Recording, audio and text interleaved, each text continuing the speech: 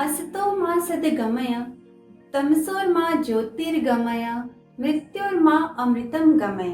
अर्थात हे ईश्वर, हमें असत्य से सत्य की ओर, अंधकार से प्रकाश की ओर तथा मृत्यु से अमरता की ओर ले जाओ। मनुष्य चाहे तो क्या नहीं कर सकता है। मनुष्य तो बड़ा महान है कि पंक्तियां कई बार सुनी है और वास्तव में मनुष्य है भी महान, लेकिन उसकी महानता तब तक है जब तक वो अपने अंदर समाहित गुणों का प्रदर्शन कर सकता है या प्रदर्शन करता है। मनुष्य में दो प्रकार के गुण होते हैं, पहला है सगुण और दूसरा है दुर्गुण। इन्हीं के आधार पर निर्धारित होता है कि वह मनुष्य अच्छा है या बुरा है। आप लोग शायद सोच रहे होंगे कि आज मैं किस ओर भटक गई और ये क्या बात कर रही हूँ। तो प्यारे बच्चों, ऐसी कोई बात नहीं है, मैं अपने विषय पर ही हूँ, क्योंकि आज के हमारे टॉपिक में जो कवि हैं मैथिली शरण गुप्त जी कुछ ऐसे ही विषय पर बात कर रहे हैं। तो नमस्कार छात्रों, कैसे हो आप लोग और पढ़ाई कैसे चल रही है आप लोगों की। तो आज हम आपके 10वीं के कोर्स बी हिंदी में दी हुई पुस्तक स्पर्श भाग 2 के पद्य भाग के पाठ 4 जिसका शीर्षक है मनुष्यता और ये मैथिली शरण गुप्त जी के द्वारा लिखी गई है पर चर्चा करेंगे। हमेशा की तरह अच्छी तरह से समझने के लिए हमने इस कविता को निम्नलिखित भागों में विभाजित किया है।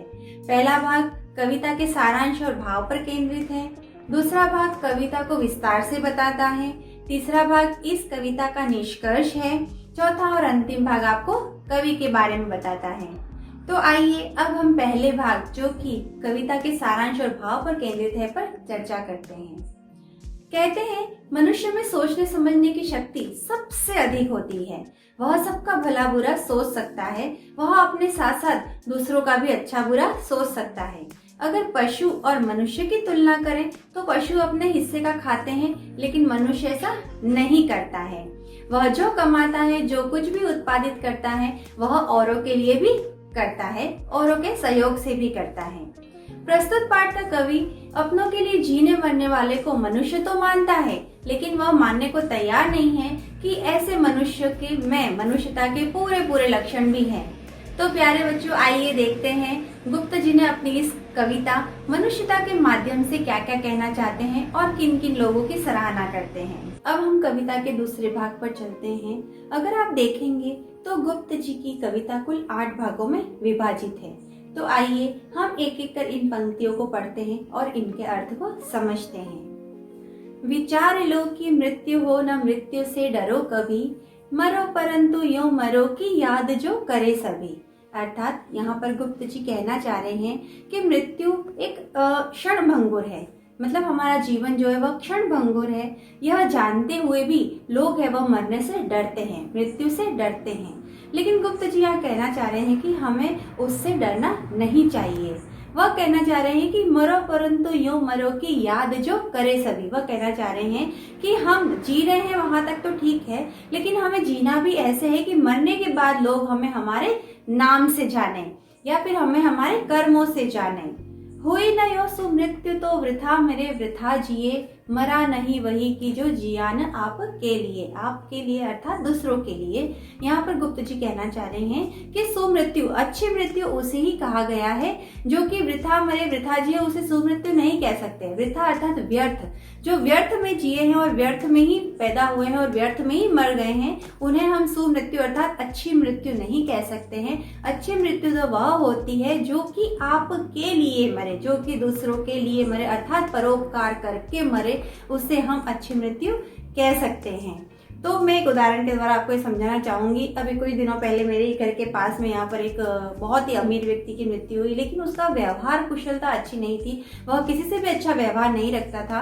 तो जैसे उसकी मृत्यु हुई, लोगों ने कहा अच्छा हुआ, मर गया। किसी ने भी उसे ये कहकर नहीं सराहा कि नहीं वो व्यक्ति बहुत अच्छा था, या फिर किसी ने भी उसकी तारीफ नहीं की। क्यों? क्योंकि उनका व्यवहार ऐसा था ही नहीं। तो गुप्त जी इस उदाहरण के द्वारा भी यहाँ पर यही कहना चाह रहे हैं कि अगर आप है वह कितने साल जी रहे हो, कितने ही कम साल जी रहे हो, ज्यादा साल जी रहे हो, लेकिन अगर है वह आप में यह व्यवहार कुशलता है कि आप दूसरों के लिए जीते हो या आपने दूसरों के लिए कुछ ऐसा काम किया है कि मरने के बाद लोग आपको याद करें, तो जरूर आपको ऐसी मृत्यु को सुमृत्यु कहा जा सकता है। यहाँ वही कहना चाह रहे हैं कि वही पशु प्रवृत्ति है कि आप ही चरे, आप मतलब अर्थात स्वयं कमाओ और स्वयं पे खर्च करो। ये आप ये सिर्फ पशु कर सकते हैं ऐसा, क्योंकि पशु वो चरागाह में जाते हैं और अपना अपना खाना खाकर लौट आते हैं। लेकिन यहाँ मनुष्य की बात हो रही है, मनुष्य ऐसा नहीं करता है। लेकिन मनुष्य वही महान है जो कि दूसरे मनुष्य के लिए जीता है। तो बच्चों, अब हम दूसरे पैराग्राफ पे चलते हैं। उसी उदार की कथा सरस्वती बखानती, उसी उदार से धरा कृतार्थ भाव मानती, उसी उदार की सदा सजीव कीर्ति कूजती, तथा उसी उदार को समस्त सृष्टि पूजती। अखंड आत्म भाव जो असीम विश्व में भरे, वही मनुष्य है कि जो मनुष्य के लिए मरे। यहाँ पर गुप्त जी है वह मनुष्य की उदारता के बारे में बात करते हुए कह रहे हैं कि उसी उदार की, जो व्यक्ति उदार हृदय है, जो व्यक्ति सहृदय है, उसी की कथा है वह पुस्तकों में पढ़ने को मिलती है। अर्थात जो व्यक्ति बहुत अच्छे अच्छे काम करके जिनकी मृत्यु हुई है, उनको हम हमारी पुस्तकों के माध्यम से पढ़ते हैं। उसी की कथा को सरस्वती बखानती है और उसी उदार से धरा अर्थात धरती जो है वह भी अपने आप को कृतार्थ मानती है, अपने आप को वह खुश नसीब मानती है कि मेरी पृथ्वी के ऊपर ऐसे महान महान व्यक्तित्व पैदा हुए हैं। उसी उदार की सदा सजीव कीर्ति पूजती, अर्थात गुप्त जी यहाँ कहना चाह रहे हैं कि सजीव मतलब जन्म जन्मांतर युगो युगांतर तक है वह, लोग उसको याद रखते हैं। तथा उसी उदार को समस्त सृष्टि पूजती, बिल्कुल सही बात है कि जो व्यक्ति उदार है, जो दूसरों के लिए जीता है, जो अच्छे कार्य करता है, जो परोपकारी है, उसके लिए तो उसकी कीर्ति सब जगह पूजती है और समस्त सृष्टि उसकी पूजा भी करती है। संपूर्ण संसार उसकी पूजा करता है, अर्थात उसका सम्मान करता है।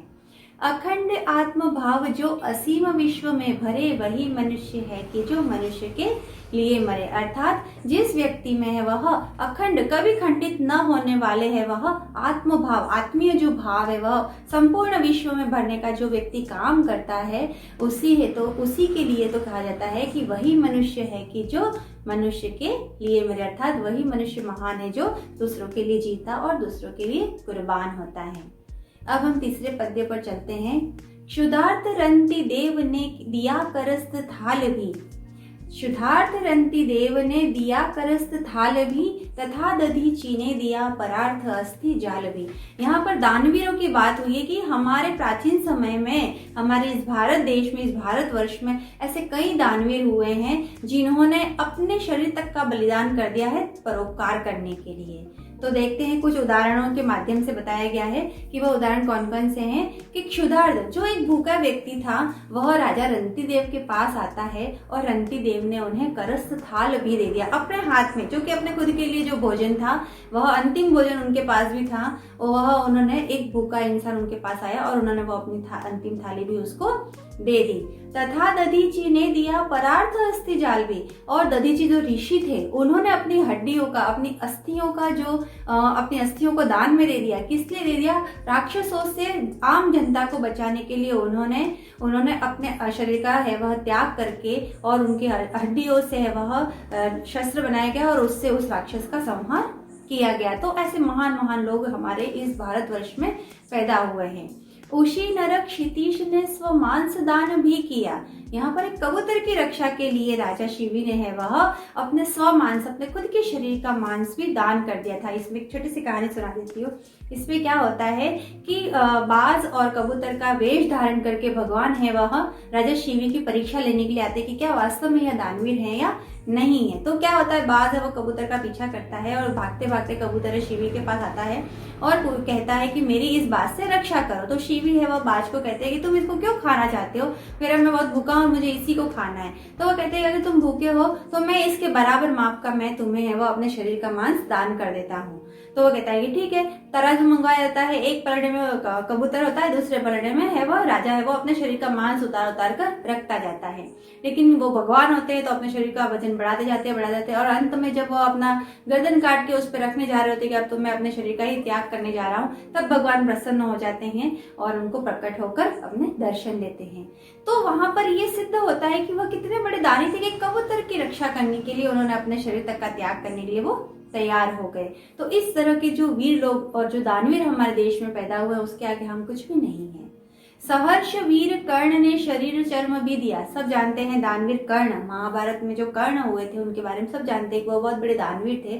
उनके नाम के आगे दानवीर कर्ण लगता है क्योंकि उन्होंने भी है वह अपने शरीर पर चर्म, जो कि उनके बचपन से उनके साथ पैदा होने पर आई हुई थी, कुंडल कवच और कुंडल जो उनके थे वह उन्होंने अपने शरीर से अलग कर करके है वह भी उन्होंने सहर्ष मतलब बिना किसी तकलीफ के, बिना किसी दुख के उन्होंने खुशी खुशी अपने उसका दान कर दिया था। अनित्य देह के लिए अनादि जीव क्या डरे। तो यहाँ पर गुप्त जी ये कहना चाह रहे हैं कि जब इतने इतने महान लोग हुए हैं और हम इस अनित्य देह के लिए जिसका कोई भरोसा नहीं है, ये कभी भी नष्ट होने जैसा है, हमारी मृत्यु कभी भी हो सकती है, फिर भी हम क्या करते हैं, डरते हैं मृत्यु से, है ना। फिर भी उसकी देखभाल करते हैं, सार संभाल करते हैं, सजाते ज्यादा सब करते हैं। लेकिन मनुष्य वही महान है जो दूसरों के लिए जीता और दूसरों के लिए मरता है। आइए अब हम अगले पद्य भाग पे चलते हैं। सहानुभूति चाहिए महाविभूति है यही, वशीकृता सदैव है बनी हुई स्वयं मही। अर्थात यहाँ पर है वह सहानुभूति, उदारता, करुणा, दया, इन सारे गुणों की बात की जा रही है कि यही हमारा सबसे बड़ा धन है, यही सबसे बड़ी संपत्ति है हमारी। वशीकृता सदैव है बनी हुई स्वयं मही, और ऐसे लोगों के लिए धरती भी क्या है, उनके वश में की हुई है। विरुद्धवाद बुद्ध का दया प्रवाह में बहा, विनीत लोक वर्ग क्या न सामने झुका रहा। अर्थात यहाँ पर ये कहना चाह रहे हैं कि है वह जब महात्मा बुद्ध ने भी है वह आम जनता के लिए, लोक कल्याण के लिए जब उन्होंने कदम उठाए तो लोगों ने उनका बहुत विरोध किया, लेकिन अंत क्या हुआ, लोग है वो उनके सामने झुके और उनकी बात मान ली। आहा वही उदार है परोपकार जो करे, वही मनुष्य है कि जो मनुष्य के लिए मरे। अर्थात वही उदार व्यक्ति है जो परोपकार करता है, और वही मनुष्य है जो मनुष्य के लिए जीता और मनुष्य के लिए बलिदान होता है। आइए आगे चलते हैं। रहो न भूल की कभी मदांध तुच्छ वित्त में। अर्थात हमें कभी भी है वह वित्त अर्थात धन के लोभ में कभी भी अंधा नहीं हो जाना चाहिए। समझ रहे हैं ना बच्चों, हमें भूल के भी कभी भी पैसों के मद में अंधा नहीं होना चाहिए। सनाथ जान आपको करो न गर्व चित्त में। चित्त अर्थात मन और हृदय में हमें भी कभी भी इस बात का गर्व नहीं करना चाहिए कि अरे मेरे पास सब धन दौलत है, सब चीजें हैं मेरे पास, और अपने आप को सनाथ नहीं मानना चाहिए। ठीक है, अनाथ कौन है यहाँ, त्रिलोकनाथ साथ हैं। कवि यहाँ कहना चाह रहे हैं कि इस संसार में, इस धरती पर कोई भी अनाथ नहीं है, क्योंकि अगर हम ये कहते हैं कि जिसके माता पिता नहीं होते वह अनाथ होता है, ऐसा नहीं है। त्रिलोकीनाथ साथ हैं, अर्थात तीनों लोकों के जो स्वामी हैं, जो प्रभु हैं, जो ईश्वर हैं हमारे, वह सबके स्वामी हैं, सबके माँ बाप है वह। तो इसलिए इस संसार में जब तक भगवान का हाथ उसके सिर पर है तब तक कोई भी अनाथ नहीं है। दयालु दीन बंधु के बड़े विशाल हाथ है। बिल्कुल सही बात है, भगवान के हाथ बहुत विशाल है, वह सबका स्वागत करता है ना, वह सबका स्वागत करता है, सबको संभालता है, सबकी देखभाल करता है। अतीव भाग्यहीन है अधीर भाव जो भरे, वही मनुष्य है कि जो मनुष्य के लिए मरे। वही व्यक्ति भाग्यहीन है जो अधीर भाव भरता है कि अरे सब कुछ होते हुए भी है वह रोता रहता है कि मेरे पास कुछ भी नहीं है। लेकिन मनुष्य वही महान होता है जो दूसरों के लिए जीता और दूसरों के लिए बलिदान होता है।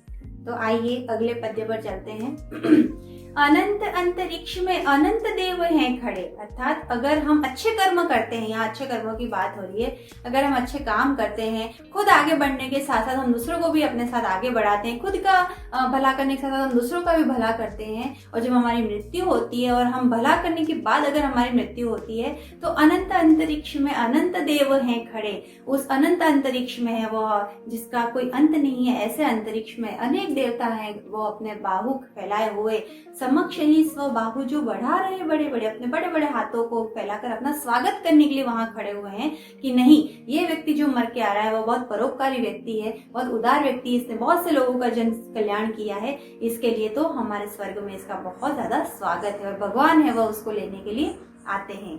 परस्परावलंब से उठो तथा बढ़ो सभी। परस्पर अवलंब से, अवलंब अर्थात सहारा, परस्पर मतलब एक दूसरे का सहारा बनकर हमें उठना है और आगे बढ़ना है। अभी अमृत्य अंक में अपंक हो चढ़ो सभी। हमें है वह खुद के साथ साथ दूसरों को भी आगे बढ़ाना, दूसरों का भी भला करना है। रहो न यहाँ की एक से न काम का सरे कभी। हमें कभी ये नहीं सोचना है कि मैं अकेला ही सब कुछ कर सकता हूँ। हमें इस पूरे विश्व को अखंड करते हुए, खंडित नहीं करना है उसे, अखंड भाव रखते हुए, आत्मीय भाव रखते हुए हमें है वह अपने साथ साथ दूसरों को भी आगे बढ़ाना है। वही मनुष्य है कि जो मनुष्य के लिए मेरा, अर्थात वही मनुष्य है जो दूसरों के लिए जीता और दूसरों के लिए बलिदान होता है। आइए तो हम अगले पद्य पर चलते हैं। पुराण पुरुष स्वयंभू पिता प्रसिद्ध एक है, फलानुसार कर्म के अवश्य बाह्य भेद है।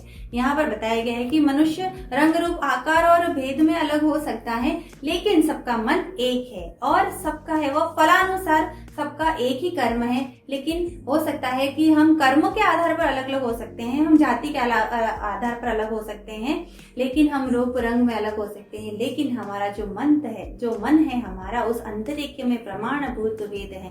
सबके मन में सिर्फ वो एक ईश्वर ही विराजमान है।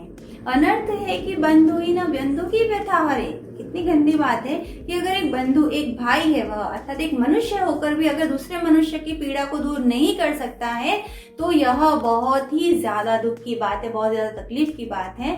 इसलिए हमें ऐसे मनुष्य बनना है जो कि दूसरों के लिए ही जीता हो और दूसरों के लिए ही मरता हो। अब हम हमारे अंतिम पद्य पर चलते हैं। चलो अभिष्ट मार्ग में सहर्ष खेलते हुए, अर्थात अभिष्ट अर्थात इच्छित, जो आपका मनपसंद मार्ग है उसके ऊपर सहर्ष मतलब हमें वो खुशी के साथ खेलते हुए चलना चाहिए। और विघ्न विपत्ति जो पड़े उन्हें ढकेलते हुए, अर्थात जितनी भी विपत्तियां आ रही है, जितनी भी मुसीबतें आ रही हैं, विपदाएं आ रही हैं, उनको ढकेलते हुए, उनसे बिना डरे हुए हमें अपने इच्छित मार्ग पर आगे बढ़ते रहना है। घटे न हेल मेल हाँ बढ़े न भिन्नता कभी, अतर्क एक पंथ के सतर्क पंथ हो सभी। कहने का तात्पर्य है यहाँ कि हमें है वह कभी भी एक दूसरे को पीछे नहीं करना है, कभी भी किसी को गिराना नहीं है। हमें उस एक मार्ग पर, उस एक पंथ पर सतर्क रहते हुए हमें आगे बढ़ना है और दूसरों को भी आगे बढ़ाना है।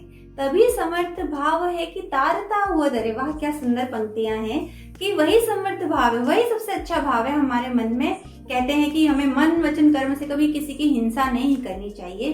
तो यह वही बात है कि समर्थ भाव वही है कि तारता हुआ तरे। खुद को तो तैरना ही है, अर्थात खुद को तो है वह अपने लक्ष्य पर पहुंचना ही है, लेकिन अपने साथ साथ है वह आपको दूसरों को भी तारना है। तो तारता हुआ तरे वही मनुष्य है कि जो मनुष्य के लिए मरे, अर्थात वही मनुष्य है जो खुद के लिए नहीं जीकर औरों के लिए जीता है और औरों के लिए ही कुर्बान होता है। तो बच्चों, अभी तक हमने जो कविता के भाव को पढ़ा, मैं उम्मीद करती हूँ कि आपको बहुत अच्छे से समझ में आ गया होगा। अगर हम हकीकत में देखें तो गुप्त जी की ये रचना एक भावात्मक है और बहुतों को तो काल्पनिक भी लग सकती है, क्योंकि आज के परिवेश में ऐसे मनुष्य बहुत कम देखने को मिलते हैं। लोग स्वार्थी हो गए हैं, देने के बजाय लोग ज्यादा से ज्यादा लेने में नियत रखते हैं। पर बच्चों ये गलत है। आपको जानकर आश्चर्य होगा, ऐसे मनुष्य का स्तर जानवरों से भी ज्यादा नीचे है। सच्चा मनुष्य और इंसान वो है जो दूसरों के बारे में सोचे, दूसरों की मदद करे, जैसा कि गुप्त जी अपनी रचना के द्वारा बताने की कोशिश करते हैं। मनुष्य को वास्तव में ऐसा होना चाहिए। इसलिए बच्चों, इस पाठ में जो आप लोग पढ़ रहे हैं, इसे अपने जीवन में और अपने व्यवहार में लाने की कोशिश करनी चाहिए। इसके साथ अब आओ थोड़ा गुप्त जी के बारे में भी जान लेते हैं। मैथिली शरण गुप्त जी का जन्म 3 अगस्त 1886 में उत्तर प्रदेश के झांसी के पास चीरगांव में हुआ था। ये राष्ट्र कवि थे। राष्ट्र कवि मैथिली शरण गुप्त हिंदी के प्रसिद्ध कवि थे। हिंदी साहित्य के इतिहास में वे खड़ी बोली के प्रथम महत्वपूर्ण कवि हैं।